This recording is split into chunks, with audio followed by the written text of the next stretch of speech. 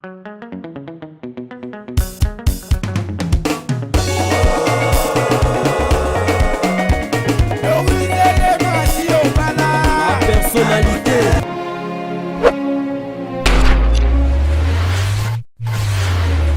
à Maman Doris Lema, merci à tous les abonnés de la Personnalité TV, merci à Métine Tima derrière la caméra.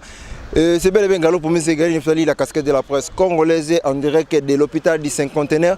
Bissikara, puis vraiment le loto pour rendre dernier hommage à l'artiste disparu, na Kombo ya Ndeko Guy Mario, ancien acteur du troupe théâtral Yomegos. Voilà. Songisongi.com ne tombera toujours jamais. Exaucez-moi vous dit que je te sali. Balobi, il paraît que Ndeko Guy Mario a été empoisonné. Il paraît. Parce que ce qui te analyse, au moins il y a un AVC. Ah, AVC. Est-ce que mon AVC ça va bon? AVC, mon normal, donc ce n'est pas AVC. Selon les sources des informations, il paraît que Ndeko Guy Mario a été empoisonné par qui? Et pas un bandanaï. C'est pour vous dire quoi? Bino nyonso bato bochaka miss no mino pas artiste comédien. Boye ba ke artiste comédien à part vie artistique bana ba vie privée na bango. Donc ndenge mo na Ndeko Guy Mario à part artiste comédien, aza pasteur, à part pasteur aza artiste. Donc c'est-à-dire artiste comédien nyonso ndenge na bango ba vivaka à fois na mwasi moko mi balé misatu. Donc artiste moko na mwasi moko. Et ça la base de la mibal et je le confirme encore une fois de plus. Donc ça reste à vérifier. Message wana il paraît que pasteur Walesa a interpellé qui est sur cette situation, mais Ayoka qui n'a été, Alia Mwamba na kati ya Damas, donc il y a le de rendre le dernier hommage na Enga dans le Baka rappel à son âme. L'information reste à vérifier. Bien on ka musoka kofi, on be mandenge ndenge. Donc beaucoup qui tapent dans les réseaux sociaux, bo vérifier mamna bino, bo benganga, bo pesanga confirmation. Donc voilà. Minga le bezalité, to tikele bino kaka image na maboko ya Metintima, bo ta la kaka intégralité ba obsèque ndenge zoleka. Donc merci à NTPC, na force na bango et à président Masumu nde tozomona ke non lelo Ndeko Guy Mario faut plaque sinon te tonga to lelo ka prématuré to bimisika mbala moko to lekine cimetière mais grâce ya président Masumu na président Chaka Congo nde tozobimisé awa tozoke na ye na place des artistes pour na reposer plaque sinon donc awa bena to exposer te selon les programmes awa ba exposer te ezobimaka mbala moko mais sans oublier que l'issue de la caméra est la mission d'artiste ceux qui baroya parce que dernièrement tant que misa qui toki na morgue d'artiste ba yakité et on le pena fobota la pena ceux qui artiste baroya pour tout le monde ceux qui artiste bazana bolingo donc kisongi.com et comme na suka merci les images entre les mains de Metiti Manatiki Binobai.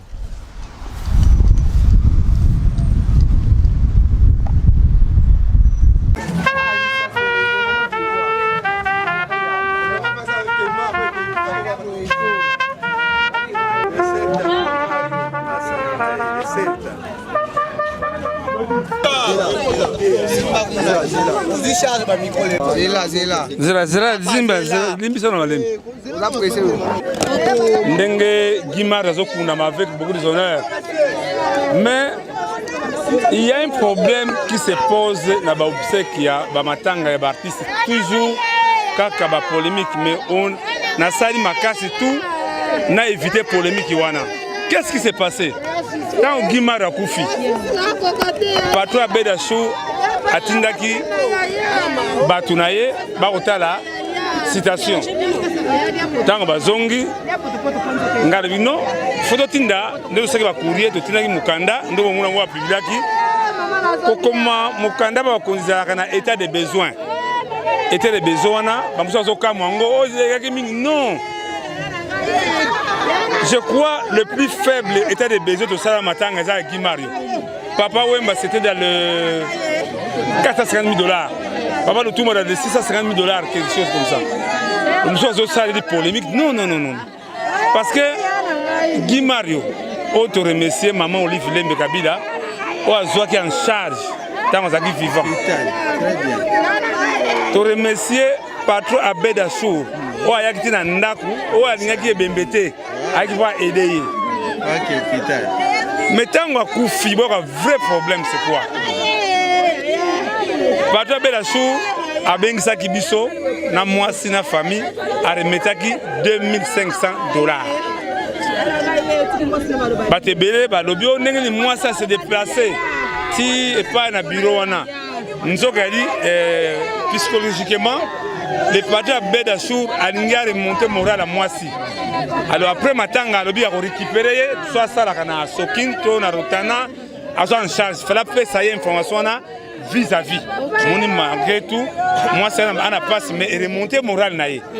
Après matanga moi si ya Bigimari en tout cas côté wana il y a déjà mon espoir ezali.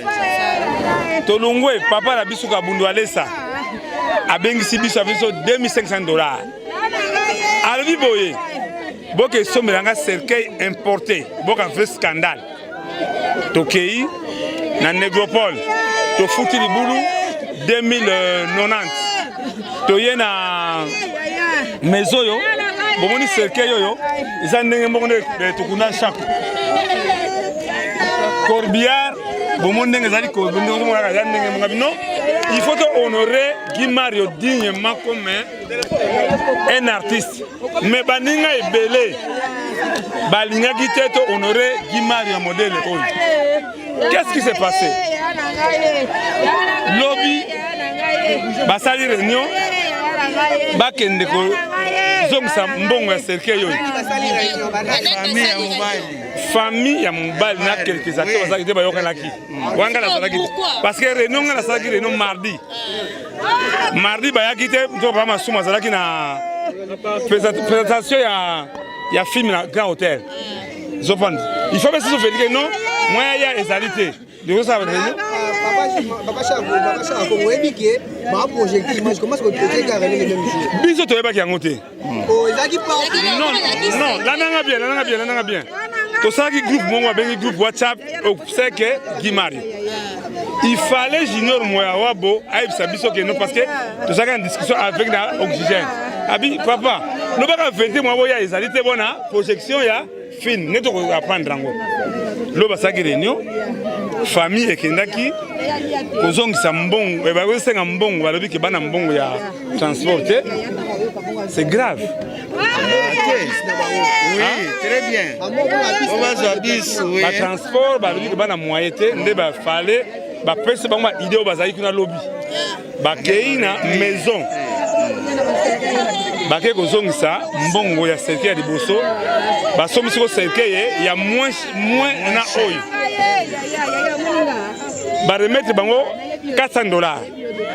Bazongi na ndaku tango bazongi na ndangu tango mwasi mbawa ici mwasi mamo mwasi bongo sango mabe mwasi a piqué crise babwakile mai wana azaki desi parce que ayebaki déjà cercueil mo bakengo bani na ye yango babengi ngai tine kobenga batu ya fondation Bédachour.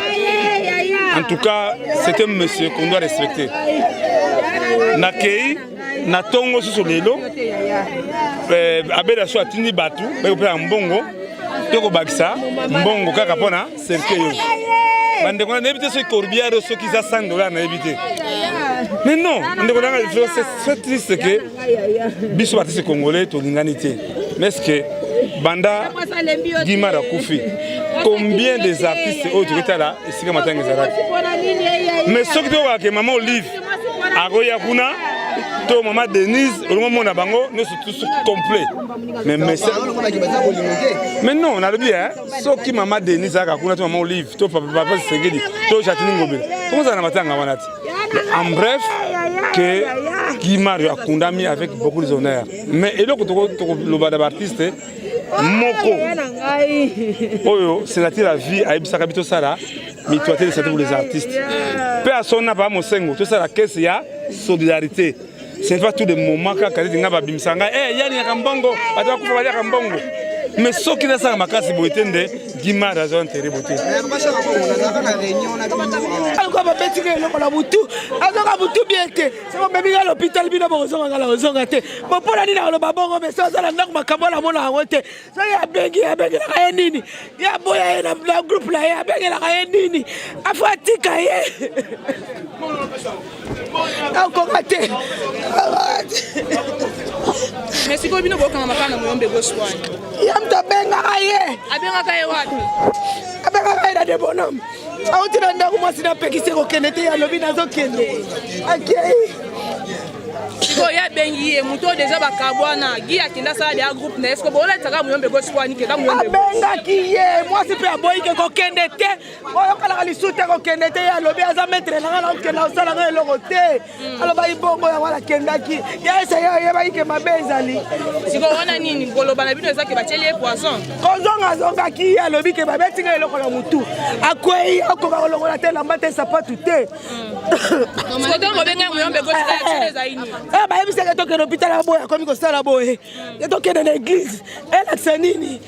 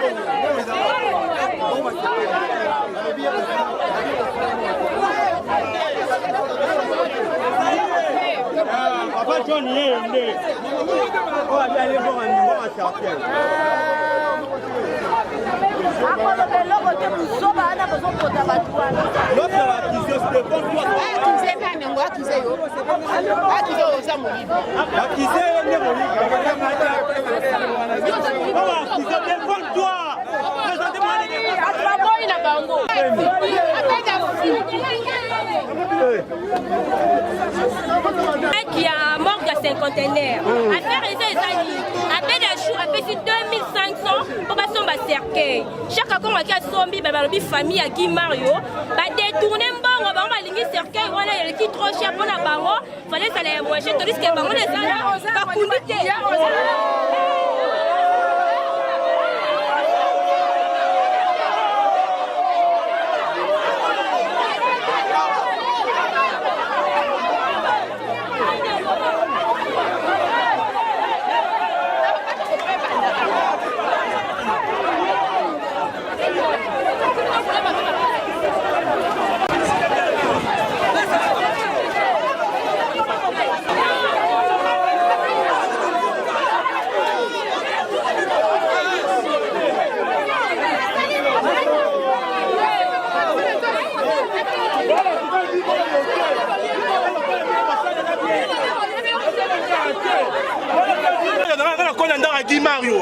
Moi, c'est Guy Mario, Guy Mario, Baraka, Tata Mosnangaï.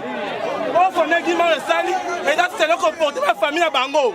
Guy Mario n'a pas sterté. Alors, pas sterté, Guy Mario n'a pas sterté. Et dans le Kouta, Guy Mario n'a pas Bandundu. Guy Mario, n'a pas Bandundu. Là, la vanne dans Guy Mario. Guy Mario a balayé Tata Mosnangaï. Quand tu marches au chocolat, il y a des samineux comme là-bas. Suzanne, n'importe où, elle est comme dans le Loba. Moi, c'est Guy Mario, alliance. Tanti Nanga. Guy Mario, on ne pas mieux de gauche. Elle n'a pas sans souci.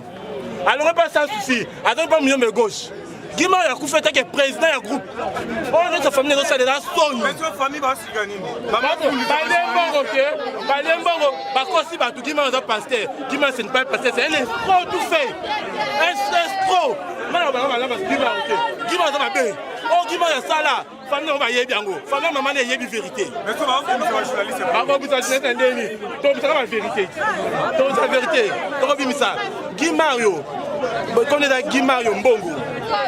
À ça la publicité, moi qui a poussé la série, qui a poussé les régner. Moi hôtel qui est comme de gauche. Moi na ça na Guy Mario Zangai. Guy Mario papa Nangai, na kona ndaka Guy Mario, na du diplôme na maboko ya Guy Mario. Na Kasavubu. Na Sandoa. Oh famille de ça là, et ça soni. Zamba Pambola Bino. Amen. Tete micro eza pembeni. Eza des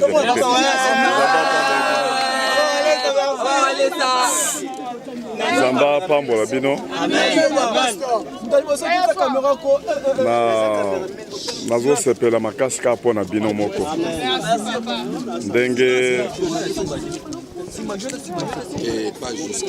nazo sepela mingi pona bino moko ndenge botelemi po boya kokunda ndeko na bino ezali eloko moko ya koencourager naza eloko mosusu na koloba te mingi pona bino botelemi butu moi boye awa boye boza ebele nazomona bakamera ebele boye po bokunda ndeko na bino nga naza mosala nzambe exemple oyo bino bozosala epanzana mpe epai ya bato mosusu basalaka mpe eloko oyo bino bozosala yango nde naza na kati ya kopambola bino bokende mosika bosorganize bozala bien bopambolama bozwa mpe bamoyen ebele bokende mosika bosala fierté ya mboka. Voilà, papa Guy Mario, vraiment félicitations papa. Et là il y a bateau bandolo bakere walesa oyate tout ça et va murmure eta moli moi trop. Donc de to moni to confirmer que o bato bandeko ba biseza yango te. Ah bongo soki mutu azokunda mwana na ye te bino nyonso nde bozali ya boye soki nayoki kaka bozala problème nga na yaka na nga omoni kaka ndenge nalati. Papa Guy Mario azalaki pasteur et pas papa na biso walesa mais papa walesa bon selon babino azalaki na ye pasteur epa na nga te aza mwana aza pasteur ndenge asalaka bateatre na ye mais epa na nga aza mwana neti bana nyonso azalaki mondimi mais azalaki kopeze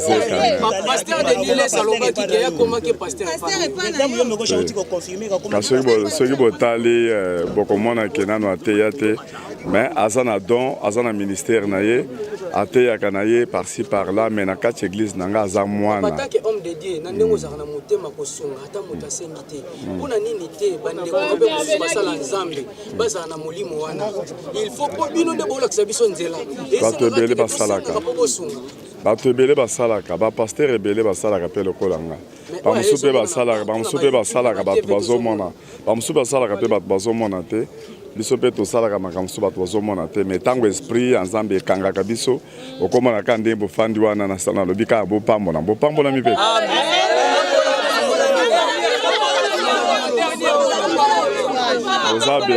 boza beni nzambe apambola bino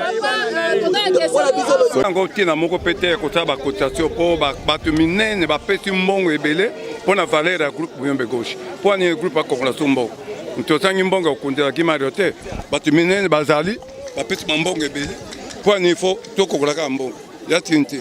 Message à suka na ba comédien nyonso ya Congo ba o ba traiter peut-être mabe ba o ba lobby mabe pona les présidents Muyombe Gauche okoyebisa bango ni parce que oza formateur obimisa pe belé mais lelo na liwa ya Guy Mario ba te belé ba traiter yo na bandengo balingaki ba traiter bango un mot pona yango butu nyonso oyo na kata Congo mobimba ayebi valeur na Muyombe Gauche pe ayebi valeur ya groupe Muyombe Gauche akolobela mabe ya Muyombe Gauche soki alobi mabe ya Muyombe Gauche peut-être abelaka mutu mutu moko akolobelanga mabe aza te mutu moko te même bino journaliste moko akoloba mabe ya Muyombe Gauche aza te mpo mabe ya Muyombe Gauche ya nini mpo mutu alongola groupe Muyombe Gauche akesala ye kuna soki esimbi ayebi valeur ya Muyombe Gauche te soki esimbi te alosimbi ne po retour na ye ezonga nzoto Muyombe Gauche mpo nini mutu alongola yolandaka avi na ye vi na ye ti wapi wana mutu moko ate oloba mabe mpanga te mpo so mutu alobi mabe na nzoto na nzoto na nga onga nasali ye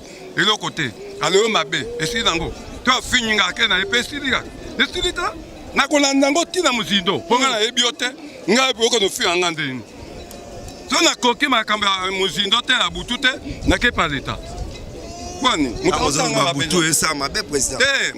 mabe te mutu mpo akolobelanga mabe asa te bameka kutu te boneko ezo décourager pe kobimisa su bato mosusu oza ba projet belé mabe eza te nakolemba te bana baza bana Guy Mario azalaki mwana mwasi na ye mpe akende ta nakomi kuna azobela mwa te bali kolela para limbisa mobali na nga aza mwana yo kaka mabe asali yo limbise kaka patike aza mwana abandi ovivre bie ntango mwasi azalaka bie ntango mobali asala na groupe Muyombe Gauche bafuta ndako bie bazolia bie bazotakisa bana na classe oro bien malgré même te naza kofuta même 1000 fois mais azalaki bien ça va Ozo regretter ni na liwana. Na regretter makasi parce que même Edingwe Mutangenge. Azali abotuna ye.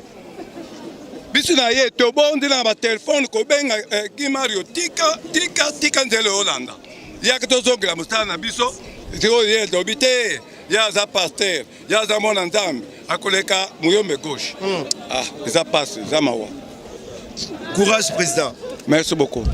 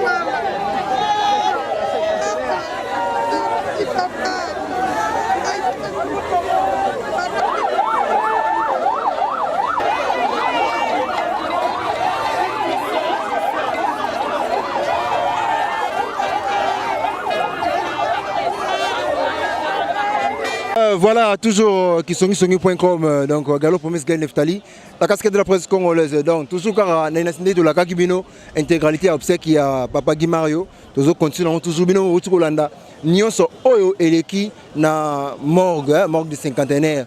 Donc, arrêtez les Zagake, Mouyome Goshi, Aebi Guy Mario, il y a longtemps, mais au pas l'objet, la vérité, moi je pense. Que moi, si Oyo a coupé le mabo, moi si Ami Balé, moi ça dit Bosso Azali. Donc, tu connais pas mingi parce que kisongi.com ils ont toujours dans la ligue nango. Tu connais la place des artistes bisika wapi. Tu es pour dévoiler plaque qui a artiste Oatika Kibiso. Donc, je tiens aussi à remercier l'organisation, président Massouma ainsi que président Chaka Congo. Donc, nandenge ba Zwili Ndeko Gimario plaque. En tout cas, il s'allait vraiment bien. Na rythme car na idéologie ndenge za la car ceux qui artistes à Koufi.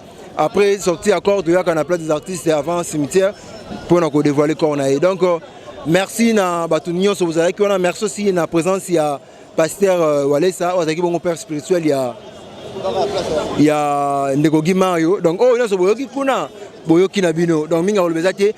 Merci à Meti, merci à tous les abonnés de la personnalité TV. Merci à maman Maman Doris Lemba, merci vraiment on a confiance et la fidélité donc ça comme ça là nenge ko sengela balobi Gaël Promesse Gaël Neftali la casquette de la presse congolaise a signé contrat na kati à la personnalité TV. Donc merci.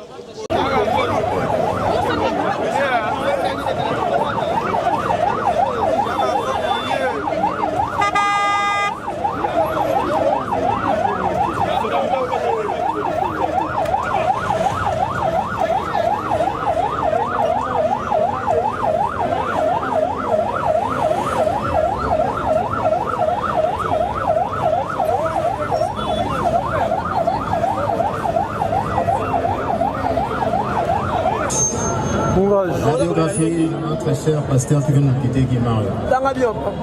Pasteur Guy Mario est né à Kikwiti le 22 octobre 1968. Il est le fils de papa Messourou à Robert et maman Ndendi Marie-Thérèse. Marié à madame Lily et père d'une grande famille. Pasteur Guy Mario est né dans une famille de 4 personnes. Il est l'aîné. Il nous a quitté le 16-8 2021, 5h, dans l'hôpital de TVC médical en Guéringué. Il a fait ses études en 1982, il fut un écolier à l'épée Kimbe Kimbushi. En 1989, il a fait le titre. En 1989, il a fait le titre humanitaire à l'Institut Kimbushi. En 1990-1995, il a fait le titre supérieur à l'UNIKIN sous une faculté de sciences économiques. Il avait suivi une formation théologique du Saint-Esprit. Il a commencé son ministère pastoral à l'Angola au sein de l'église Orem. Pasteur Guimayo, il était un artiste dramatique, donc théâtral. Il a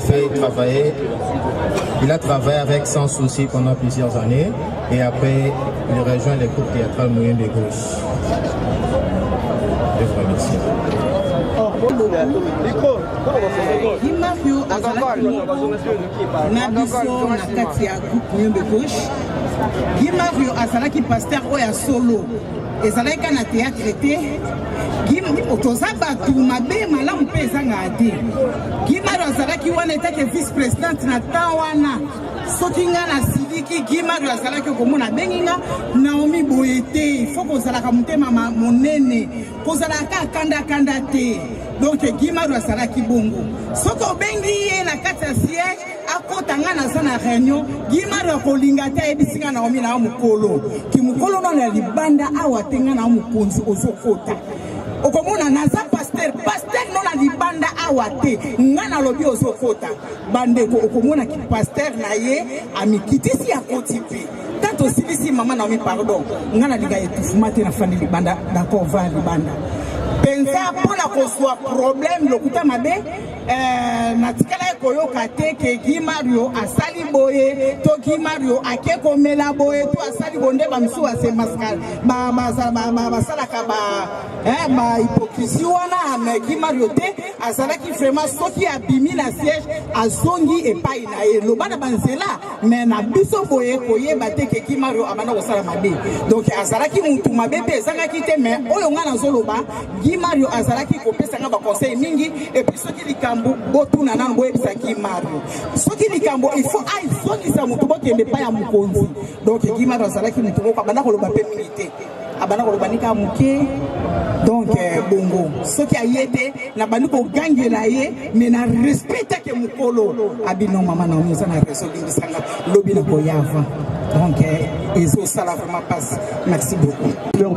Dans tout ce que j'ai perdu mon idole premièrement, c'était pas mon papa quand il y a théâtre, mais il était mon papa même. Ou abandonné au conseil. Azaki pasteur ko ya solo accompagné qui est là-bas. Rendez-vous nous ça va comme ça la même dans l'église là je interpréter.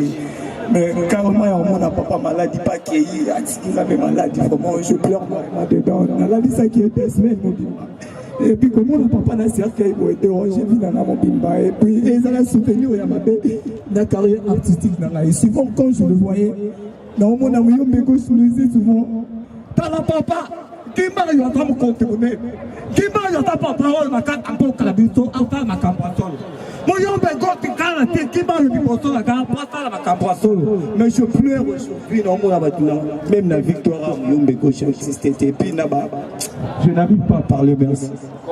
Merci beaucoup pour l'avoir honoré. Il nous a fait quand même honneur de imiter Voanaye. Le président Mouyombe Gauche est bel et bien présent. Azalaki joue au colo deko atika kibiso ayaki kuna ti démarche nyonso elongo na président Massoum Azali président et association na vision NTPC balongo na corps na hôpital Tina Mort être à côté normalement il nous faut vendre.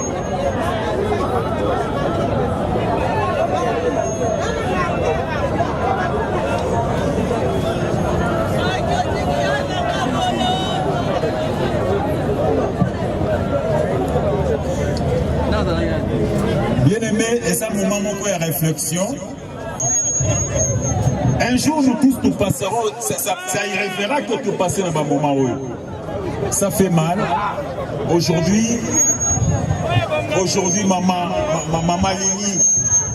maman Lili doit rester seule, mais maman Lili doit continuer une vie. Maman Lili doit continuer une vie. Voilà pourquoi c'est devant la famille, c'est l'Éternel Dieu qui a voulu qu'elle soit ainsi. Il nous a donné le pouvoir, l'autorité, afin que oyo tokangi na se ekangami na likolo oyo tofungoli na se efungwami likolo yango nalingi tosambela pendant que tolingi rendre notre sœur Maman Lili libre officiellement, qu'elle doit commencer une nouvelle vie. Elle peut aussi se marier, remarier, c'est officiellement, la Bible le recommande. Je sais que c'est douloureux, maman. Je sais que papa Simba Yawa, papa famille Simba, maman Simba. Je sais que ce sont des moments tellement douloureux, mais nous voulons qu'on n'a pas le choix. C'est pour la gloire du Seigneur.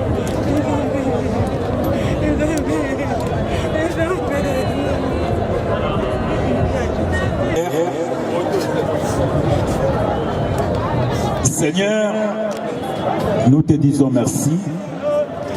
Nous rendre action de grâce. Au pessimisme pouvoir, un jour, nous séparer en côté, si ce n'est que la mort.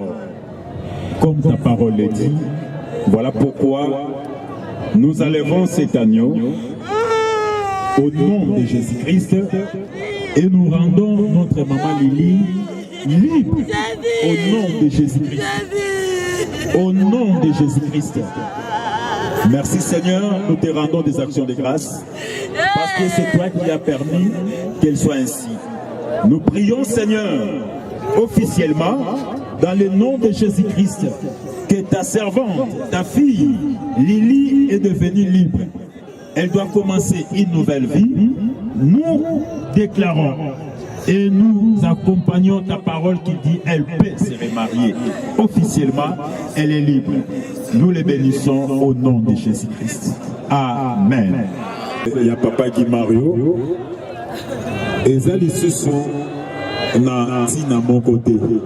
Et ça, c'est le pouvoir mon côté. Na kombo na Yesu Masia, maman Lila tika une femme libre, elle peut se marier. Donc, famille naye. Topesi bino mwana malgré ça passe dans mon thème mais topesi mwana ce n'est que Dieu qui a voulu qu'elle soit ainsi. Topamboli pe famille à papa Guy Mario que il était lelo de okabwana et salami. Et ça les sous na cérémonie beaucoup très important pour la biso ba chrétien. Ba constater auto ki na famille ba sokola ba sala boité ndeka to sambeli awa. Na kombo na Yesu sokoli mama Lili na makila Yesu. Tolongoli botutu nyonso likola mama Lili na kombo na Yesu. O nyonso ekowita na famille eza na makasi te likolo na ye na kombo na Yesu.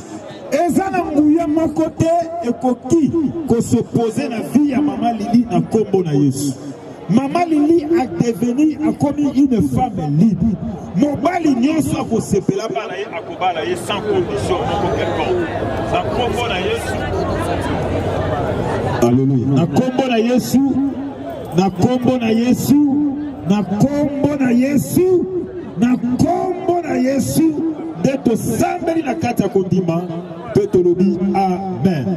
Maman Lili pambolama zina yeke de liboso guya mo.